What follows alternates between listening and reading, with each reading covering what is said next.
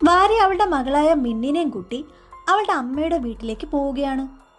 വർഷങ്ങളായിട്ട് താമസമില്ലാതിരുന്ന ഒരു വീടായിരുന്നു അത്.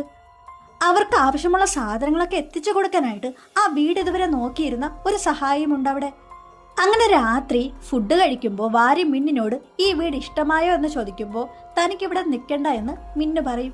അപ്പോഴേക്കും ലൈറ്റുകൾ മിന്നാൻ തുടങ്ങുകയും വാരിയുടെ പിന്നിലായിട്ട് ഒരു സ്ത്രീയുടെ നിഴലിനെ കണ്ട് മിന്നു പേടിക്കാൻ തുടങ്ങും. പിന്നെയും ലൈറ്റുകൾ മിന്നുമ്പോൾ കുറച്ചുകൂടെ അടുത്തായിട്ട് ആ നിഴലിനെ കണ്ട് അവൾ നിലവിളിക്കാൻ തുടങ്ങും.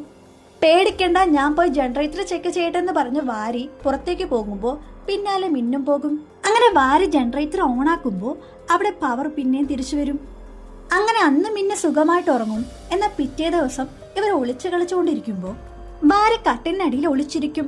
അവളെ തേടി മിന്ന് അവിടെ വന്നതാണെന്ന് വിചാരിച്ച് മിന്നിന് പിന്നാലെ നടന്നു പോകുമ്പോൾ അത് മാസ്ക് വച്ച മറ്റൊരു പെൺകുട്ടിയായിരുന്നു.